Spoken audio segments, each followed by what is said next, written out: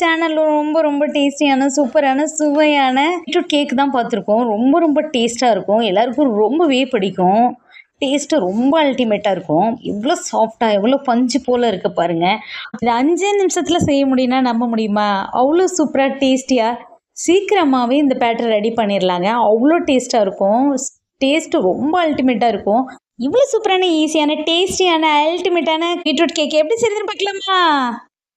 இது செய்கிறதுக்கு ஒரு 200 கிராம் பீட்ரூட் எடுத்துக்கலாம். பீட்ரூட் எடுத்து தோல் சீவிட்டு குட்டி குட்டியாக கட் பண்ணி மிக்ஸி ஜாரில் சேர்த்துட்டு தண்ணி சேர்க்காமல் அரைச்சி சாறு எடுத்து வச்சுக்கலாம். இப்போ ஒரு பெரிய மிக்ஸி ஜார் எடுத்துட்டு அதில் 1 கப் ரவை சேர்த்துக்கலாம். டபுள் ரோஸ்டர் ரவாவாக இருந்தால் வறுக்க வேண்டாம், இல்லைன்னா லைட்டாக வறுத்துக்குங்க. வாசம் வர்ற வரலும் செவக்கெல்லாம் வறுக்கக்கூடாது, லைட்டாக வறுத்தா போதும். 1 கப் வெள்ளை சர்க்கரை சேர்த்துக்கலாம். நீங்கள் நாட்டு சக்கரை கூட சேர்த்துக்கலாம். நாட்டு சக்கரை சேர்க்குறதா இருந்தால் 1/4 கப்பாக சேர்த்துக்குங்க. 3/4 கப் கோதுமை மாவு சேர்த்துக்கலாம். கோதுமை மாவுக்கு பதிலாக மைதா மாவு கூட சேர்த்துக்கலாம். ஒரு 1/4 டீஸ்பூன் உப்பு சேர்த்துக்கலாம். 1 கப் திக்கான க்ரீம் பாலை எடுத்து காய்ச்சி ஆற வச்சு சேர்த்துக்கலாம். ஒரு 1/2 கப் பீட்ரூட் ஜூஸ் எடுத்துக்கலாம். கொஞ்சம் கூட தண்ணி சேர்க்காத பீட்ரூட் ஜூஸ் சேர்த்துக்கணும். உங்களுக்கு பீட்ரூட் ஜூஸ் சேர்க்க பிடிக்கலன்னா ஸ்கிப் பண்ணிக்கலாம். அதுக்கு பதிலாக பால் சேர்த்துக்கலாம். ஒரு 1/4 கப் ஆயில் சேர்த்துக்கலாம். எந்த கப்பால் ரவா அளந்து எடுக்கிறோமோ அதே கப்பால் தான் எல்லா அளவுகளும் அளந்து எடுத்துக்கணும். இப்போ ஒரு டேபிள் ஸ்பூன் வெனிலா எசன்ஸ் சேர்த்துட்டு நல்லா அடித்து எடுத்துகிட்டு வந்துடலாம். உங்கள்கிட்ட வெனிலா எசன்ஸ் இல்லைன்னா ஏலக்காய் பொடி கூட சேர்த்துக்கலாம். பாருங்கள், இது போல் அடித்து எடுத்துக்கணும். ரொம்ப நேரம் அடிக்க வேண்டியதில்லை. இதெல்லாம் ஒன்றா மிக்ஸ் ஆகிற அளவுக்கு அடித்தா போதும். ரவாலாம் தெரியணும், அந்தளவுக்கு அடித்து எடுத்துக்கோங்க. பாருங்கள், பார்க்கவே கலர்ஃபுல்லாக இருக்குல்ல. இப்போ 1/2 table spoon baking powder, 1/4 teaspoon baking soda சேர்த்துட்டு நல்லா கலந்து விட்டுக்கலாம். உங்கள்கிட்ட பேக்கிங் பவுடர் பேக்கிங் சோடா இல்லைன்னா ஆப்ப சோடா இல்லைன்னா ஈனோ யூஸ் பண்ணிக்கலாம். இப்போ இதை நல்லா மிக்ஸ் பண்ணி விட்டுக்கலாம். நல்லா கலந்து விட்டுக்கலாம். நல்லா கலந்து விட்டாச்சு. இதை மூடி போட்டு அப்படியே வச்சிடலாம். ஒரு 5 நிமிஷம் ஊறுனா போதும். 5 நிமிஷத்துக்கு மூடி போட்டு வச்சிடலாம். இப்போ அதுக்குள்ளே கேக்குக்கு தேவையான ட்ரே ரெடி பண்ணிடலாம். இதுக்கு பேக்கிங் ட்ரே தான் வேணும்னு அவசியம் இல்லை. நல்லா அடிகனமான ஒரு பாத்திரத்தில் ஆயில் போட்டுட்டு அதை நல்லா ஃபுல்லாக தடவி விட்டுடலாம். ஆயிலை நல்லா சுற்றியும் தடவி விட்டுட்டு கொஞ்சமாக மைதா மாவு இல்லைன்னா கோதுமை மாவு போட்டுட்டு நல்லா மாவையும் சுற்றி எல்லா இடத்துலையும் படுற மாதிரி தட்டி விட்டுக்கலாம். இப்போ மீதி இருக்கிற இது போல் மாவை நம்ம வெளியில் கொட்டிடலாம்.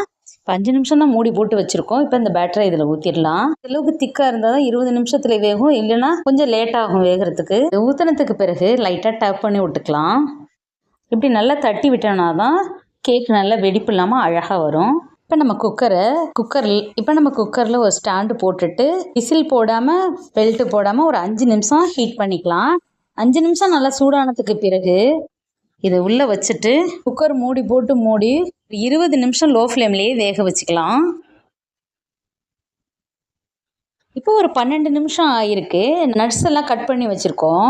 குட்டி குட்டியாக கட் பண்ணி வச்சுருக்க நட்ஸ் எல்லாம் இது மேலே போட்டு விட்டுறலாம்.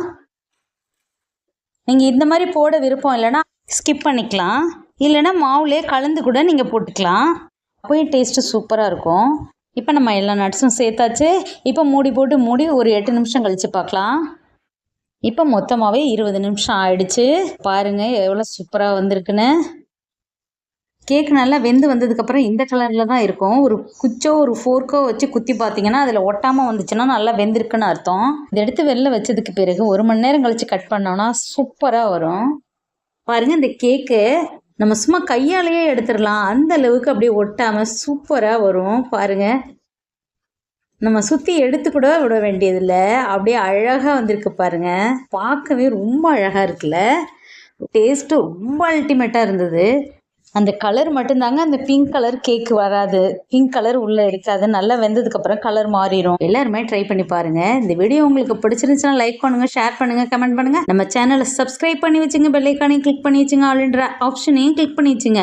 அப்போ தான் நம்ம அடுத்தடுத்து போடுற வீடியோ உடனுக்குடனே உங்களை வந்து சேரும். நம்ம வியூவர்ஸ் அனைவருக்கும் ரொம்ப நன்றி. நம்ம சப்ஸ்கிரைபர் அனைவருக்கும் ரொம்ப நன்றி.